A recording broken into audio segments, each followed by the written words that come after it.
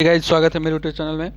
आज के वीडियो में हम लोग देखने वाले हैं यूरोप में राष्ट्रवादी इतिहास का पहला चैप्टर हम लोग पढ़ने वाले हैं। जो बच्चे सेंट अप हो गए हैं उनके लिए बहुत ही अच्छा है ये। जैसे हम लोगों का पहला क्वेश्चन यहाँ कह रहा है कि यूरोप का मरीज किसे कहा जाता है। कह रहा है कि यूरोप का मरीज किसे कहा जाता है। तो यहाँ सबसे पहले होगा हम लोग का ऑप्शन नंबर क्या होगा। यहाँ ऑप्शन देखिए दिया है, एक तुर्की, इटली, इंग्लैंड और फ्रांस। तो इसमें अगर हम लोग बात करें तो इसमें हम लोग का ऑप्शन होगा जो क्या होगा, तुर्की होगा। इसमें ऑप्शन क्या होगा, तुर्की होगा। इसमें अगर हम लोग ऑप्शन की बात करें तो ये क्या होगा, ऑप्शन जो है ऑप्शन नंबर ए जो है ये यहाँ पे तुर्की होगा। चलिए आगे नेक्स्ट क्वेश्चन देखते हैं हम लोग। जैसे कह रहा है काउर कौन था। अगर हम लोग बात करें कि काउर की, तो काउर कौन था। तो यहाँ ऑप्शन दिया है, ऑप्शन यहाँ पे आपका दिया है पिडमाट का प्रधानमंत्री, पिडमाट का सम्राट, ऑस्ट्रेलिया का प्रधानमंत्री और इंग्लैंड विदेशी मंत्री। जी इसको देखना है बारी बारी से। लेकिन इसमें न सिडनिया का पिडमाट का सम्राट था, न ऑस्ट्रेलिया का प्रधानमंत्री था, न इंग्लैंड का विदेशी मंत्री था। वो ऑप्शन नंबर ए होगा, सिडनिया पिडमाट का प्रधानमंत्री था वो, काबोर जो था। अब यहाँ पे हम लोग को देखना है कि मारियान किस देश की के राष्ट्रवादी का प्रतीक था। मारियान किस देश के राष्ट्रवादी का प्रतीक था। तो यहाँ देखिए पहला ऑप्शन है फ्रांस, दूसरा है रूस, तीसरा है इटली, चौथा है आपका जर्मनी। तो देखिए यहाँ पे ऑप्शन जो दिया हुआ है हम लोग का रूस, इटली, जर्मनी, तो ना रूस का होगा, ना इटली का होगा, ना जर्मनी का होगा। यहाँ ऑप्शन नंबर ए जो है वो सही होगा। कौन सा, फ्रांस का। कहाँ का होगा जी, फ्रांस का होगा। ठीक है, चौथा नंबर क्वेश्चन देखते हैं कि यंग यूरोप का संस्थापक कौन था। यहाँ कह रहा है यंग यूरोप का संस्थापक कौन था। देखिए सबसे पहले आपका ऑब्जेक्टिव जो है क्वेश्चन वो 50% दे रहा है एग्जाम में, बिहार बोर्ड में 10 में। आपको इसमें 50% जो ऑब्जेक्टिव रहेगा उसको करना जरूरी होता है। तो आप एक बार अपने बुक का लिटरेचर जरूर पढ़ें, उसके बाद सारी आप ऑब्जेक्टिव क्वेश्चन कर सकते हैं। तो यंग यूरोप का संस्थापक कौन था, यहाँ हम लोग को पढ़ना है। तो यंग यूरोप के संस्थापक में जैसे ऑप्शन में दिया है मेजनी, गैरिबाल्डी और विक्टर इमैनुअल मुसोलिनी। तो यहाँ देखिए आपका 4 मतलब ऑप्शन दिया हुआ है। यहाँ अगर हम लोग बात करें गैरिबाल्डी की, किसकी, गैरिबाल्डी की अगर हम लोग बात करें तो गैरिबाल्डी जो था वो पेशे से क्या था, पेशे से नाविक था यहाँ। लेकिन इसका जो ऑप्शन होगा ऑप्शन नंबर ए होगा, क्या होगा, मेजनी। क्या होगा, मेजनी। अब कह रहे कार्बोनरी है, बात कर रहा है कि कार्बोनरी है, कार्बोनरी क्या है, क्वेश्चन नंबर 5वां है। तो कह रहे हैं ऑस्ट्रेलिया का संगठन है, जर्मनी में बिस्मार्क का संगठन है, इटली में क्रांतिकारी का संगठन है, उपयुक्त में से कोई नहीं। तो उपयुक्त में से तो कोई नहीं होगा, ना ही जर्मनी का बिस्मार्क का संगठन होगा और ना ही ऑस्ट्रेलिया का संगठन होगा। होगा क्या इसमें, ऑप्शन नंबर सी, इटली में क्रांतिकारी का एक संगठन होगा। इटली में क्रांतिकारी का जो संगठन है उसको हम लोग क्या बोलते हैं, कार्बोनरी बोलते हैं। बात समझ आ गया। चलिए अब आगे नेक्स्ट देखते हैं। कह रहा है कि 1830 के क्रांति के बाद फ्रांस में किस प्रकार का शासन स्थापित हुआ। ये महत्वपूर्ण क्वेश्चन माना जाता है और इसमें यह पूछता है कि 1830 के क्रांति के पे प्रभाव भी डाले। 2 नंबर या 3 नंबर या 5 नंबर के क्वेश्चन में ये जरूर देता है, हमेशा ये देता है, याद रखिएगा। यह कह रहे हैं निरंकुश राजतंत्र, संघीय शासन, व्यवस्था गणराज्य, संवैधानिक राजतंत्र। तो जो यहाँ पे हम लोग देख लेंगे ये संवैधानिक राजतंत्र नहीं होगा, व्यवस्था गणराज्य नहीं होगा, संघीय शासन नहीं होगा। यहाँ ऑप्शन नंबर जो ए है वो होगा निरंकुश राजतंत्र। यहाँ पे क्या होगा, ऑप्शन नंबर ए, निरंकुश राजतंत्र होगा। चलिए आगे कह रहे हैं यूरोपीय सभ्यता का, कह रहे हैं यहाँ पे यूरोपीय सभ्यता का पालना किस देश को कहा जाता है। पालना आप लोग जानते होंगे, जिसपे बच्चा सब मतलब झूलने का काम करता है, उसको हम लोग पालना बोलते हैं। कह रहे हैं यूरोपीय सभ्यता का पालना किस देश को कहा जाता है। जैसे ऑप्शन नंबर यहाँ पे ए है इटली, दूसरा है रोम, तीसरा है स्पेन, चौथा है यूनान। जी हाँ दोस्तों, तो देखिए यहाँ पे इटली नहीं होगा, इटली नहीं हो सकता है, रोम नहीं हो सकता है, स्पेन नहीं हो सकता है, होगा कौन, यूनान। ऑप्शन नंबर कौन सा होगा, यूनान। ठीक है, आगे देखिए कह रहा है यंग इटली का स्थापना कब हुई। कह रहे हैं यहाँ पे कि यंग इटली की स्थापना कब हुई। तो यंग इटली की स्थापना का मैं ऑप्शन दे रहा है 1832 में, 1831 में, 1833 में और 1834 में। तो जी हाँ दोस्तों, यहाँ पे हम लोग का जो ऑप्शन होगा वो ऑप्शन होगा बी, 1831 में। कौन सा ऑप्शन होगा, 1831 में। चलिए आगे हम लोग बात करते हैं कि एक्ट ऑफ यूनियन किस वर्ष पारित हुआ। कह रहे हैं यहाँ पे कि एक्ट ऑफ यूनियन किस वर्ष पारित हुआ। तो एक्ट ऑफ यूनियन में ऑप्शन दिया है 1668 में, 1707 में, 1768 में, 1807 में।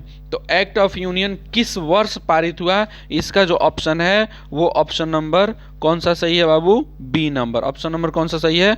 बी नंबर 1707 में। चलिए आगे देखते हैं। इटली के एकीकरण का मसीहा कहा जाता है। देखिए बहुत अच्छा क्वेश्चन आया है कि इटली के एकीकरण का मसीहा कहा जाता है। इटली के एकीकरण का मसीहा किसे कहा जाता है? जी हाँ दोस्तों, तो इसका ऑप्शन नंबर जो बी है वो सही होगा, मेजनी को। किसको कहा जाता है? मेजनी को। देखिए यहाँ पे ऑप्शन नंबर जो बी है वो सही होगा। आगे कह रहा है इटली का स्थापना किसने की थी? इटली की स्थापना किसने की थी? तो इटली की स्थापना जैसे हम लोग ऑप्शन दिया है, मरियन बिस्मार्क, जोसेफ मतीसनी, उपयुक्त में से कोई नहीं। तो ये उपयुक्त में से तो कोई नहीं की बात ही नहीं करिए। आप लोग का ऑप्शन जो है वो सी नंबर सही होगा। कौन सा ऑप्शन सही होगा? सी नंबर, जोसेफे मतीसनी। अब देखिए थोड़ा सा यहाँ पे हम लोग अगर भारत की बात करें तो भारत में रास्तों का खोज कब हुआ था? 1498 में हुआ था। किसने किया था? वास्को डिगामा जो थे सबसे पहले ये भारत के रास्तों का खोज करने का काम किए। ठीक है, अब आगे हम लोग का नेक्स्ट क्वेश्चन कहता है कि सेडाओ के युद्ध में किसकी पराजय हुई? सेडाओ के युद्ध में किसकी पराजय हुई? प्रसा की, सिडनिया की, ऑस्ट्रेलिया की, नेपल्स की। तो यहाँ पे आप लोग का जो ऑप्शन सही होगा मेरे बाबू, ऑप्शन नंबर यहाँ सी सही होगा। क्या ऑप्शन नंबर होगा? सी। यहाँ पे अगर हम लोग बात करें तो यहाँ जो ऑप्शन है वो ऑस्ट्रिया की। क्या होगा? ऑस्ट्रिया के। मतलब सिराओं के युद्ध में किसकी पराजय हुई? ऑस्ट्रिया की। चलिए आगे चलते हैं। कह रहा है कि यूरोपीय राष्ट्रवाद से प्रभावित होकर किस भारतीय शासक जैकोबिन क्लब की स्थापना की? यूरोपीय राष्ट्रवाद से प्रभावित होकर किस भारतीय शासक जैकोबिन क्लब की स्थापना की? ये बहुत महत्वपूर्ण क्वेश्चन है। ये लगभग 2-3 बार ये क्वेश्चन बिहार बोर्ड के एग्जाम में पूछा जा चुका है। ठीक है, ऑप्शन यहाँ दिया हुआ है आपका हैदर अली। ऑप्शन देखिएगा, ऑप्शन यहाँ दिया हुआ है हैदर अली, टीपू सुल्तान, सफदर जंग, शिवाजी। ये ऑप्शन हम लोग का दिया हुआ है। तो इसमें ऑप्शन नंबर जो बी है वो हम लोग का ऑप्शन नंबर सही होगा। ऑप्शन नंबर बी जो है वो इसमें सही होगा। कौन सा? टीपू सुल्तान। कौन होंगे? टीपू सुल्तान। अब थोड़ा सा ध्यान दीजिएगा। कह रहा है कि 1789 की क्रांति के समय फ्रांस का सम्राट कौन था? 1789 के समय फ्रांस का सम्राट कौन था?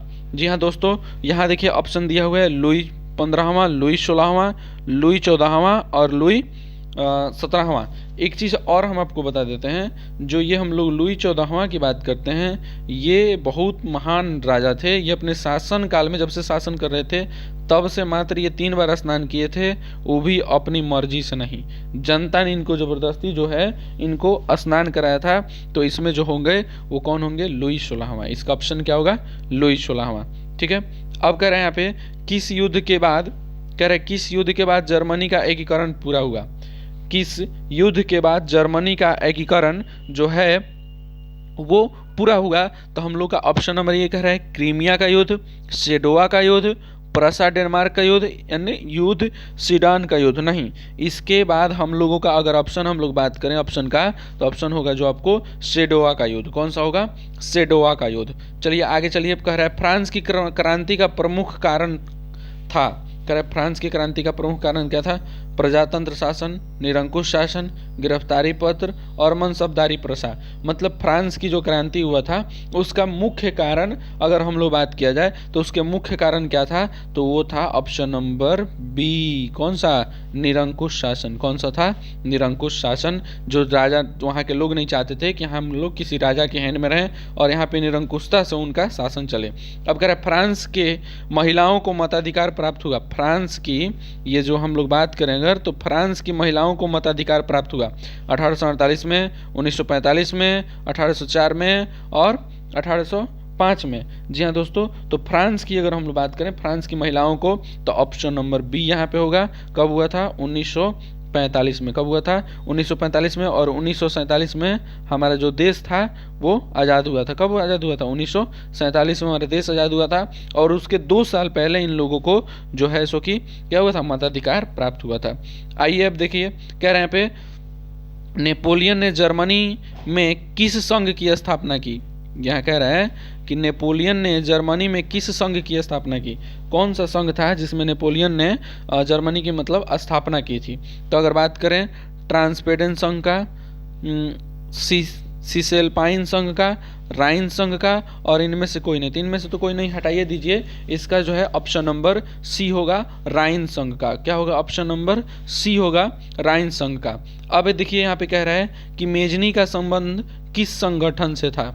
मेजनी का संबंध किस संगठन से था? तो अगर हम लोग बात करें मेजनी के संबंध का, तो मेजनी का संबंध लाल सेना, कार्बोनरी, फ्लिक हेटारिया और डायट। इसमें आप लोग का जो ऑप्शन नंबर है वो है बी, ऑप्शन नंबर बी। कौन सा होगा जी? कार्बोनरी। कौन सा होगा? कार्बोनरी, मतलब इसमें जो था उनका संबंध था। इसमें ऑप्शन नंबर जो है वो बी होगा। कह रहे हैं नेपोलियन बोनापार्ट फ्रांस का सम्राट बना था। कह रहे हैं नेपोलियन बोनापार्ट फ्रांस का सम्राट कब बना था। ये याद रखिएगा, नेपोलियन बोनापार्ट हमेशा ये एग्जाम में पूछे जाने वाले क्वेश्चन है। इनसे एक दो क्वेश्चन जरूर रहता ही रहता है। ठीक है, 1848 में, 1946 में, 1804 में, 1805 में। तो जी हाँ दोस्तों, इसमें आपका जो आंसर होगा वो होगा 1804 में। ऑप्शन नंबर सी जो है वो सही होगा 1804 में। अगर आप मेरे चैनल पे नए हैं तो चैनल को सब्सक्राइब करें, और ऐसे ही रोज रोज वीडियो आपको मिलते रहेंगे। तब के लिए धन्यवाद। जय हिंद।